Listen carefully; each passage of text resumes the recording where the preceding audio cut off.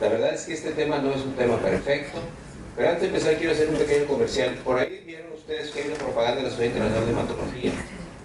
Esta sociedad es la más antigua del mundo y tenía su prestigio muy importante, pero con el crecimiento de la ASH y de la europea, esta se ha visto un poco debilitada. Pero seguimos existiendo. Los últimos dos congresos fueron en Canadá, anteriormente en Inglaterra con la iglesia. Ahora va a ser con la sociedad tailandesa de hematología, porque nos vamos girando Europa, América, Asia, después irá otra vez a Europa. Entonces ahorita por lo pronto tenemos un convenio con la sociedad tailandesa. El congreso va a ser en septiembre en Tailandia. Es mucho más abierta para aceptar trabajo, mucho menos complicada, y se ven cosas interesantes. Yo he aprendido cosas que no he visto en otras sociedades, porque uno ve cosas diferentes, muy aplicables al tercer mundo. El nivel de invitados y conferencias y de prensa que se parece mucho a las otras grandes conferencias del mundo. Y ojalá, sé que está lejos, pero si hay manera de ir a alguna compañía que nos quiera invitar, además Tailandia, Bangkok, ahí hemos estado algunas veces ahí, temas médicos, es una ciudad moderna y es un país súper interesante. Y cerquita está Camboya, y ahí hay un lugar, unas ruinas que son las mejores del mundo, en mi opinión, se llaman de Angkor Wat, una cosa extraordinaria que todo el mundo debe conocer antes de morir. Mejores que las de Yucatán en México. Es difícil decir eso. Y mejores que las de Egipto, que las ven, es una cosa fabulosa.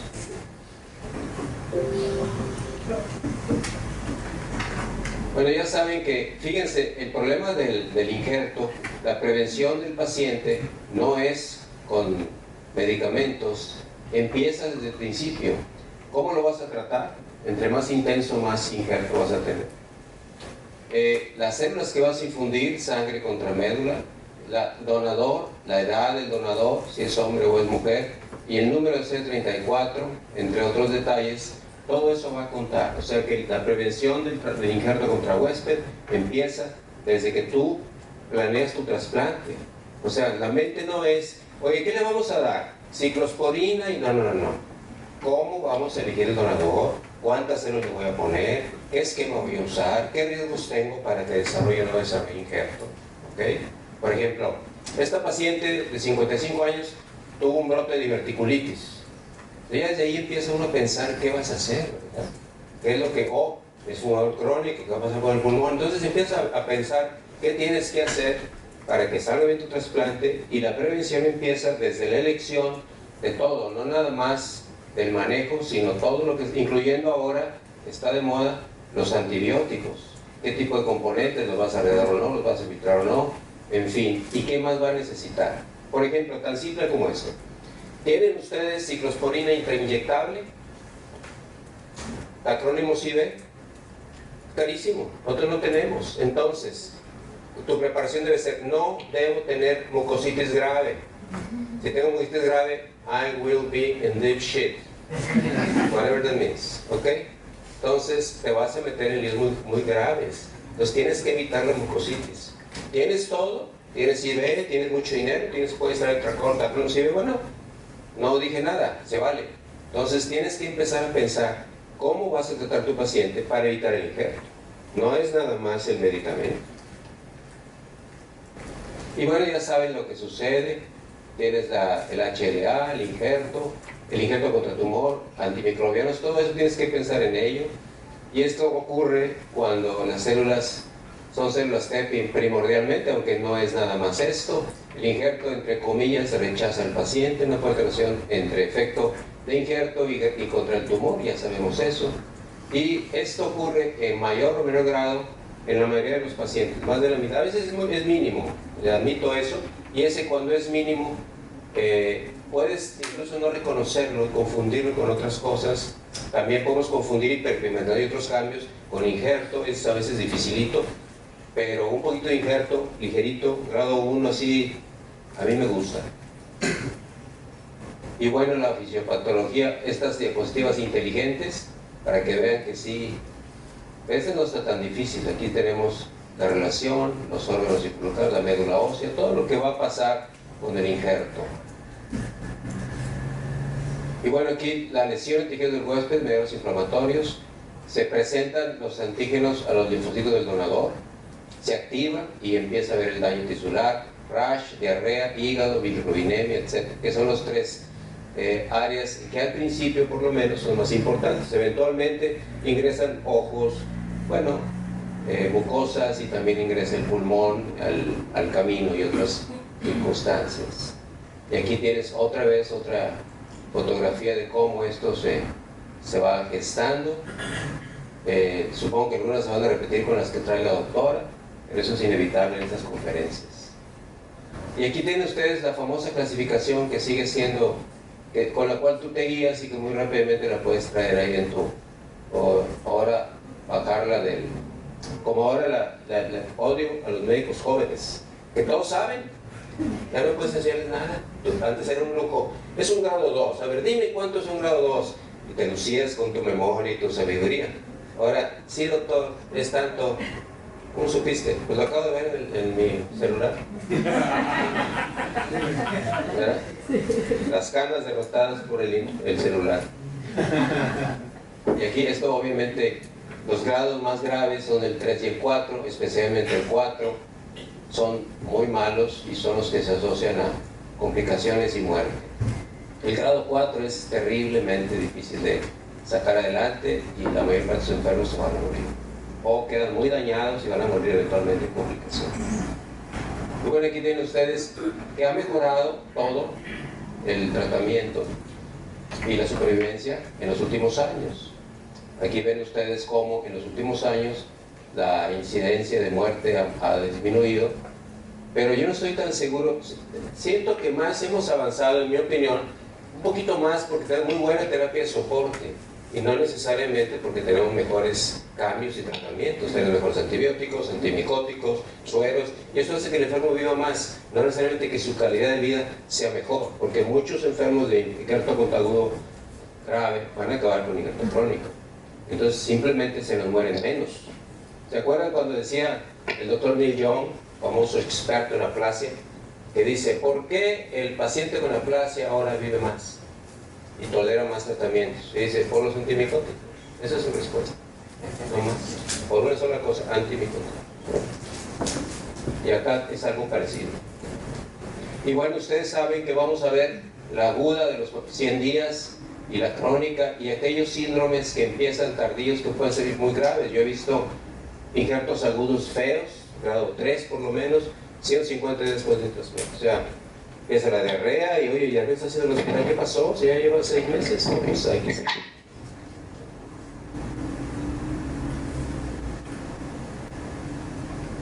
Y bueno, aquí resumiendo, donador ideal es el hermano idéntico y eso sigue siendo válido, excepto cuando el donador idéntico es muy grande de edad.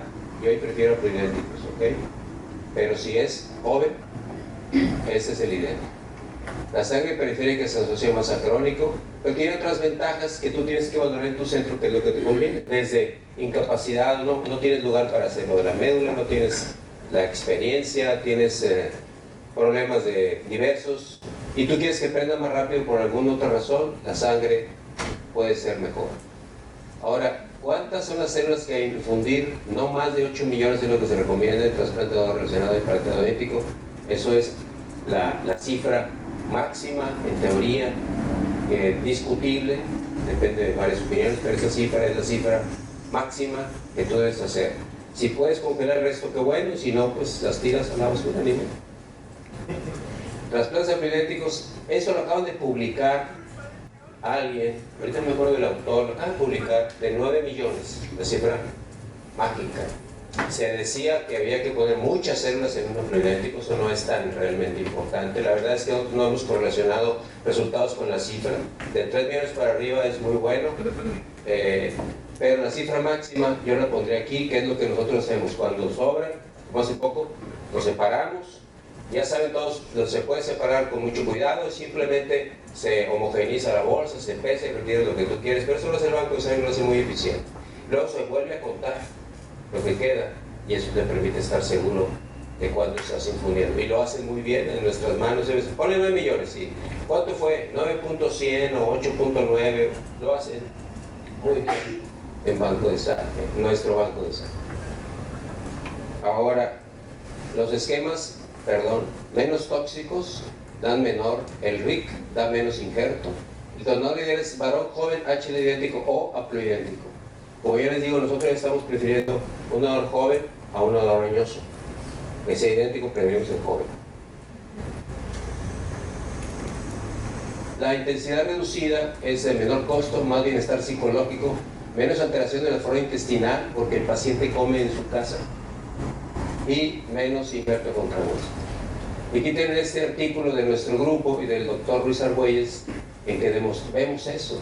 Los pacientes tienen menos injerto o un injerto razonablemente, cifras razonablemente aceptables. En este grupo es un poquito más de 300 pacientes en que analizamos cómo nos va con el injerto y encontramos esta incidencia relativamente baja porque no tenemos tanto daño tóxico a los tejidos y probablemente porque estamos mandando al paciente a su casa, lo que trae beneficios psicológicos que son importantes, se mueven más. Alguien ha dicho que el poquito de ejercicio es bueno, aunque no estamos seguros del valor de ello, y además comen un poquito más natural que lo que tú les das en el hospital, que no debe ser muy agradable. Ahora, digo, nomás nosotros hacemos esto o alguien más lo ha hecho. Los suecos sí lo hicieron, ¿ok? Y entonces ellos se encuentran que estando en su casa en trasplantes alogénicos mieloablativos, miren lo que les pasó. La supervivencia contra sus controles, ¿ok?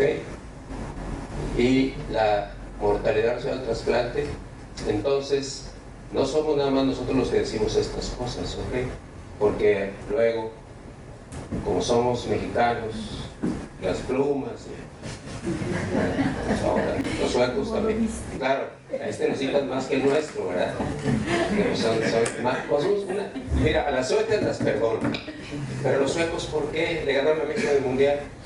Eso no es justo. No digo nada de Chile porque no me conviene, nos ganaron.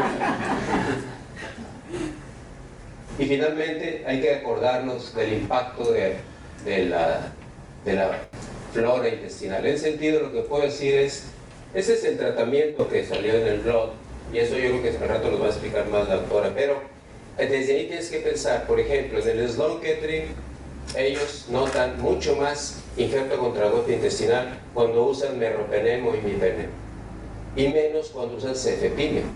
Nosotros estamos ahora el cefepime utilizándolo de entrada en nuestras fiebres y neutrógenas como primera elección. Entonces, eso chequenlo, ahí está publicado, no lo estoy inventando. No sé, no es randomizado, etcétera, pero bueno, todo lo que puedes hacer, y si es un poquito menos desgastante para la flora, entre más días. Y también el artículo reciente que una vez que tienes controlada la fiebre y pasaron 4 días, no tienes que esperar que aparezcan los neutros, quita tus antibióticos, les instala, eso es muy importante para evitar más injerto contra huésped. Ahí hay que tener cuidado porque nosotros batemos un poco con los infectólogos. Aquí hay una infectóloga, ¿verdad? 2. Yo a veces llego en el hospital a las padres y mato a un infectólogo. Porque no nos deja. No, es que no podemos quitar los antibióticos, ¿sí? Y empieza el pleito, ¿verdad? Pero ciertamente esto se arregla con comunicación. Y últimamente lo hemos estado ya con un trato más amable con los infectólogos. Bueno, esta sí, mira, es para demostrar mi sabiduría. Entonces, no, aquí está otra vez todo lo que sucede y cómo es que al final de cuentas tienes el injerto. Linfocitos son los culpables y los blancos terapéuticos están dirigidos básicamente a linfocitos T. Entonces, y aquí tienes esta famosa de si por controlar el injerto tiene recaída. Ausencia de linfocitos T. Por ejemplo, la mayor parte de la gente dice que si no pones linfocitos hay más recaída. Sin embargo, algunos grupos, como el mismo Sloan Kettering, les encanta ir a Nueva York a ellos poner megadosis C34 y no dar ninguna profilaxis. Es el trasplante perfecto. Pones pura C34, no pones linfocitos. Y sus resultados no parecen ser malos. Hay un artículo del CMTR también que nos dice que no está tan mal. El problema es que necesitas un Clinimax. ¿Quién tiene Clinimax aquí? Tú, nada más. Tú tienes. Bueno, el Clinimax tiene un problema porque requiere mucho tiempo. El equipo te cuesta más o menos unos 10,000 euros y requiere horas de trabajo. Entonces, tu gente en laboratorio, cuando saben que hay un Clinimax, ya nosotros lo hemos usado 20 veces o 30, pues te ven con cara de que te odian, ¿verdad? Que si pueden te harían bueno, no digo qué, pero eso es un problema, el costo y el tiempo. Entonces, para nuestros países no parece ser una buena idea, aunque suena muy atractivo ese trasplante ideal. Se pone C34, no das profilaxis de injerto, pues imagínate. Y ciclosporina, ¿qué es eso? Dicen, ¿qué es eso? ¿Tacrolimus para qué? Nada, no más. En teoría hay más recaída, pero eso es discutible. Y aquí tienen ustedes técnicas de ingeniería celular, que son caras todas, que no voy a entrar en detalles, y que son complejas, ¿ok? En fin, eso no lo voy a discutir ahorita. Y entrando a esto, pues ya saben lo usual, estas combinaciones. El tacrolimus es un poquito más popular, no va a mostrar una gran diferencia con ciclosporina, pero creo que tiene 2 o 3 ventajas. Tiene menos neurotoxicidad que la ciclosporina, lo cual no es común, pero puede ocurrir. Sabe mejor. ¿No les he dicho que la ciclosporina que sabe? Como te dicen que sabe a zorrillo, se fastidian los pacientes, la cápsula es muy grande, el tacrolimus es más pequeño. O sea, tiene cositas prácticas, el precio es muy parecido, y entonces, pues parece ser que está de moda en muchos lugares. Estos dos, en apridénticos, pues es la combinación. Sin embargo, esta combinación no es mejor que esta, pero en apridénticos es muy práctica y tienes menos problemas de mucositis. Y la globulina timusito es interesante. Nada más que acordarse que, bueno, no sé cuál, nosotros tenemos timoglobulina, y esta es muy potente, más potente que la de caballo. Somos dosis menores, a 2.5 por kilo, 2 o 3 días es más que suficiente. No creo que haya que pasar de eso. La ciclosporina, pues ustedes saben. Ahora, un truco es, si tú estás tacrolimus y ciclosporina, al principio, sé muy intenso. Ya después reduces, pero al principio hay que ser muy estricto y muy intenso. Si se puede que sobre, más vale que sobre. Empieza fuerte y luego vas bajando. ¿Ok? Ese es el consejo que les puedo dar. Y lo mismo con el tacrolimus. Y ustedes ya saben que ahí deben estar vigilando las dosis, en fin, los niveles. El metotrexato, aquí están, las dosis que son de 15 tradicionales. Yo creo que ya casi nadie usa eso. Hay mucha evidencia que el mini metotrexate es más que suficiente. Esas son las dosis que son a 5 por metro, los días 3, 5 1, 3 y 5, o 1, 3 y 6, y ya muy poca gente utiliza el día más 11, y con eso parece ser suficiente. Y además, lo que sí vale la pena, que el grupo español hacía hace mucho tiempo, de darle el coborín post-transplant, post-metotrexate, que eran casi los únicos. Hace poco he visto algunos 2 o 3 papers que dicen que sí, yo lo creo, que sí conviene, no te hace ningún daño y te evita mucositis, ¿ok? Ahora, por ahí vi un paper que daban 4 dosis de leucovorina, y se me hace mucho. Yo doy una dosis nada más a las 24 horas, y eso es más que suficiente. No te aumenta el injerto y te quita mucositis. Por eso lo pongo como se mete a todos los pacientes, que no afecta el resultado. Y aquí está la dosis de timoglobulina, que no debe pasar de 7.5, podría ser menos. En ocasiones hasta una dosis puede ser de ayuda. De esto no hay reglas perfectas. Y acá esa es la acción que hace la globulina de timusito. Y hay todas estas drogas que por ahí se utilizan para prevenir, algunas también para tratar. Y aquí tienen ustedes intentos interesantes. Atorvastatina, ¿no? Que ya ven que la atorvastatina o las estatinas se han utilizado con ciertos efectos que hay sobre el sistema inmune. Acuérdense que se utilizan mucho en las terapias metronómicas para cuando un paciente está en muy malas condiciones, etc. Entonces se probó Y aquí ven ustedes que no sirve, ¿ok? No funciona la atorvastatina. Ahora, tacrolimus y sirolimus contra metotrexate es lo mismo, excepto las ventajas que ya escuchamos cuando puedes usar el sirolimus en lugar del tacrolimus con lo del riñón, pero así combinado, así, es igual, ¿okay? Y también hace poco salió un paper que yo creo que ya nadie hizo caso, de marihuana, ¿verdad? Cannabidol, ¿sí? En que los que toman el cannabidol con esta profilaxis les va mejor y están más contentos. Y las esposas han dicho que quieren que el marido siga con eso. No sé qué exactamente está pasando, pero el cannabidol, pero ese no lo traje aquí en la diapositiva, pero ahí está, por ahí lo pueden encontrar fácilmente. No hay ninguna, no ha habido como que un seguimiento de esa información, pero ahí está.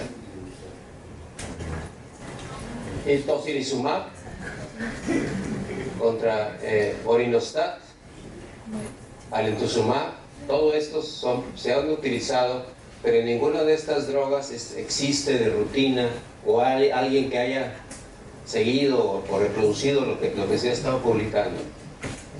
La ciclo post-trasplante es muy importante en pacientes con injerto.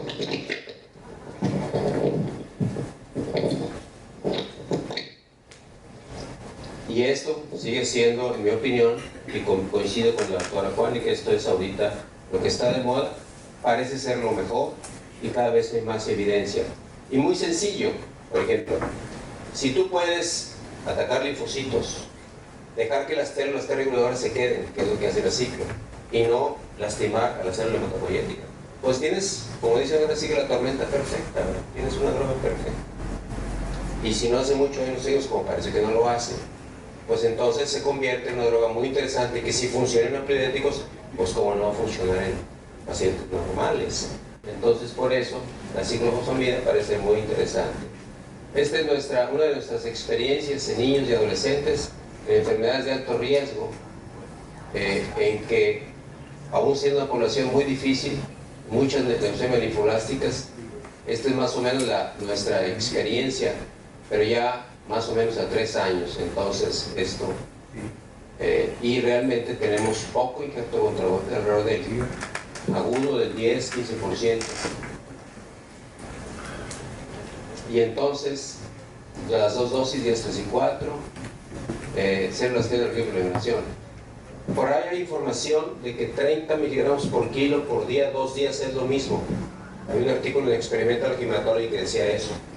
La realidad es que si no tienes problemas con 50, no parece haber más problemas. Acuérdense que el paciente que se lo vas a dar ya tiene de por sí citopenias importantes. Entonces, si no hay otra toxicidad que preocuparte, entonces no parece ser necesario reducir la dosis a 30, aunque igual son evidencias retrospectivas y se antojan dar menos, pero todos los que vimos esto cuando esto empezó, todos los hematólogos que vimos la citomegalia post-trasplante, parecía una locura, ¿no?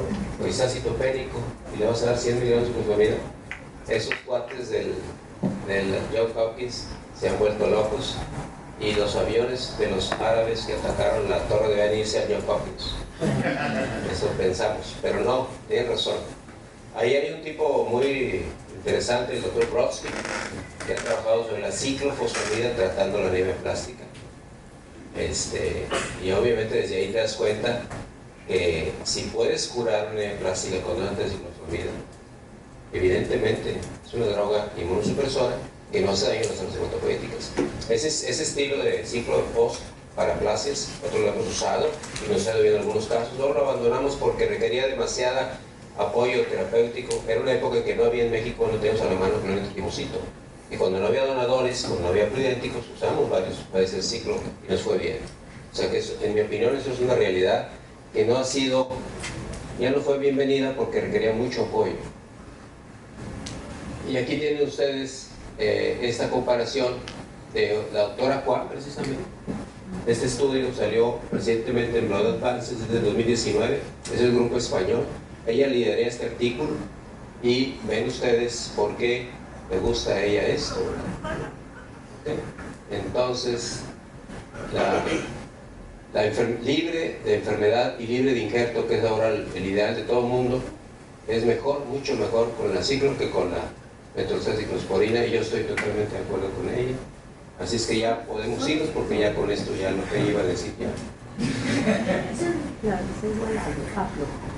El Vorinostat se ha utilizado, también parece que mejora. El Bortezomib también, pero igual, nadie lo está replicando, haciendo. ¿Qué opina, doctora Juan? No sé.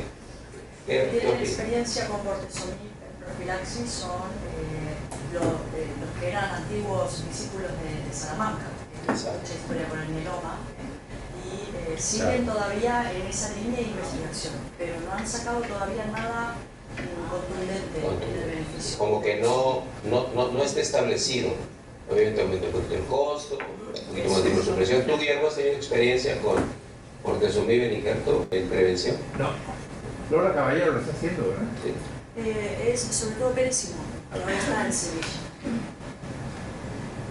Y bueno, otra vez, el uso de cuidar los antibióticos y comer en forma un poquito más libre son teorías que nos están ayudando, y ese es un tema muy interesante que está en estudio, que tendremos que ir aprendiendo de cómo la relación que hay entre la flora intestinal y las enfermedades, no nada más el injerto. Ya ven aquella historia de que gorditos que les pones flora intestinal de flaquitos luego enflacan. O sea, interesante, ¿verdad? Entonces habría que ver qué más podemos hacer consiguiendo flora de alguien, ¿no? Pero no me quiero imaginar qué. Recomendaciones: cuidar todos los aspectos. Si confías por otras personas lo que parece mejor, usar lo que conozcas y puedas controlar o medir también es muy importante. Si ante la duda, lo que tú tengas experiencia es muy importante, llamado efecto centro. Dosis adecuadas de acuerdo a niveles de drogas, asegurar la adherencia. Por ejemplo, en alguna ocasión un paciente nuestro le dimos cicloferón, que es una marca de aciclovir, y ciclosporina, e invirtió la indicación saliendo del hospital.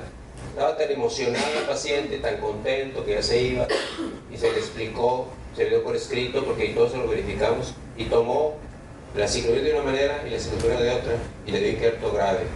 Entonces es importante asegurar la adherencia. Aconsejar menos tóxicos son útiles, y cuidado con los antibióticos es la otra mensaje. La ciclosporina aparece fosfolipado de sangre periférica, ácido masculino, limitar cantidad de 74 a lo ideal, aconsejando menos tóxico, de acuerdo a cada caso. Esto es personalizado, y en ellos usamos frecuentemente médula ósea para 74 en casos seleccionados, no en todos, pero en casos seleccionados estamos usando médula. Este es un ejemplo de esto. En el 98 escuché una conferencia en julio del doctor Angelo Carella en el Congreso, en esa ocasión europeo e internacional conjunto. Es en el 98. Entonces vi al doctor Carella decir que la LGC se curaba con muy poquita fluorescencia y trasplante. Y como teníamos una unidad nosotros de trasplante, estábamos haciendo trasplantes mielorelativos, y habíamos empezado con éxito, pero era un desgaste tremendo. Todo el mundo que empieza trasplantes, además de su trabajo, se preocupa mucho, sufre, especialmente al principio, cuando estás buscando todo, que barres, limpias, cocinas, todo haces. Vigilas a las enfermeras, no tienes recursos. Cuando lo estás empezando es terrible. Entonces, cuando vi eso, estuvo bien, me fui a ver un póster que él tenía, y estaba su alumna, muy guapa por cierto. Entonces con mucho gusto fui y estuve un buen rato viendo el póster, y entonces regresando de inmediato hicimos el primero. ¿Por qué en ella, que no era muy buen caso, por qué la que se dejó? La que dijo que sí, sabía que era la primera, que no había experiencia, etcétera, etcétera, pero sabes que no le iba a hacer daño, pero le fue muy bien. Aquí está, un año después del trasplante, ella se transfundía una unidad de sangre cada 10 días. Así es que no tenemos, ella está esclerosada. Ella tiene talasemia menor y ella está viva. Hace poco cumplimos 20 años y vino el doctor Giral a acompañarnos a festejar esto del primer intensidad reducida en el tercer mundo, porque nadie lo hacía en esa época, ni siquiera en España. Yo recuerdo una vez, ¿te acuerdas, Guillermo? ¿Quién fue que nos agredió? Lola. Lola Caballero. Alguien nos agredió de España. que no hacían trasplantes de densidad reducida. Es interesante, cuando empiezas algo nuevo, todo el mundo te corre.